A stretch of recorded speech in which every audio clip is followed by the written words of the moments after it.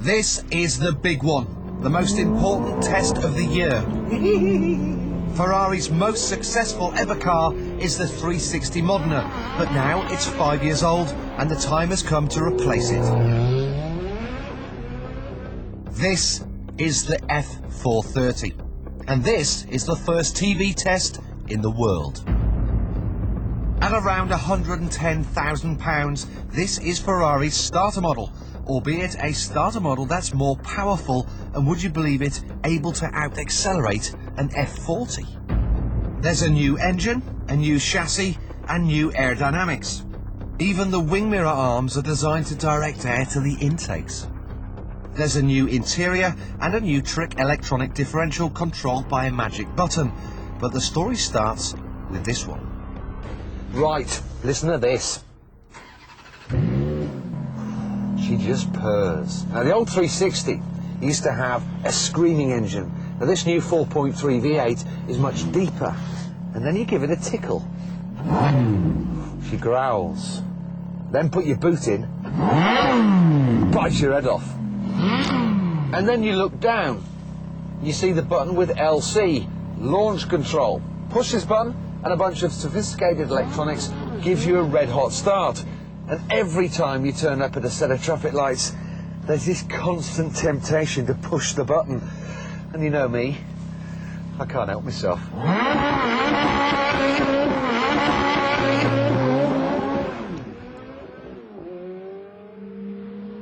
Driving a car like this is a real privilege, and the best way of sharing it is by the bird's eye view.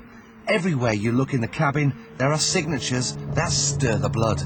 Look dead ahead and you see a huge rev counter which goes all the way to 9,000. Look in the rear view mirror and you can see what's singing. Then take a look outside and you see the huge scoops that feed the engine cold air to increase its power. And then the best bit, look to your right and you see a beautiful woman.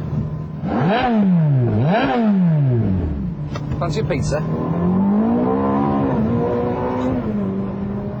Now, I've been lucky enough to drive all of the Ferrari range this year, and this is the one that excites me the most. It's just, wow, it's saucy. The best bit about this new 430 is the engine. It's so, whoops, hello, so responsive.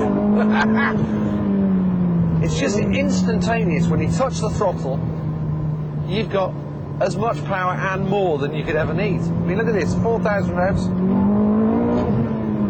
Just never stops pulling. And it's clean and smooth all the way up to the red line. Now, you can get a manual gearbox. We've got the F1. They are getting better all the time. And it's getting to the point now where I'd actually consider getting one of these. The upshifts are quick, and also if you help the downshift by blipping, like that, then they're smooth.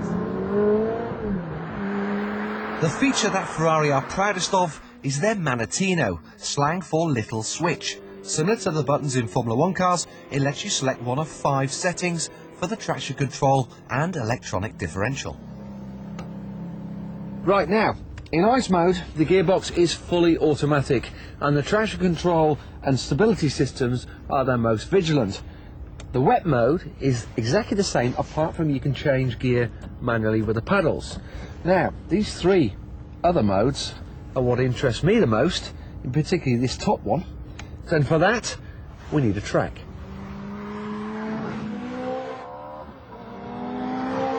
The Fiorano circuit may have been soaking wet, but the lack of grip was perfect for testing the effects of the different settings. Sport mode is the standard setting. It allows just a small slide before killing the power. It will stop an absolute novice from getting in a pickle. In race mode, the traction control is more lenient and only intervenes if it feels you're going to lose control. Otherwise, it lets you get away with plenty of showboating. Now, with the control for stability and traction, or CST, turned off, Hello? it's completely left to the driver to balance the car by working hard with throttle and steering.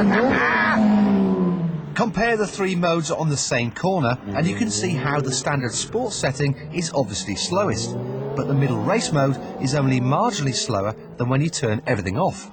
It's this race setting that I think is the key to the F430 being truly great. In the old 360, a punter could get within about 10 seconds of a Ferrari test driver's lap time, but in the F430, a punter using race mode could get within 5 seconds. You can really get after it safe in the knowledge the gadgets will save you before you run out of talent. I wasn't a big fan of the 360. I just didn't think it was complete. This is almost perfect. Tell you what, I could stay here all day long. How much fuel we got?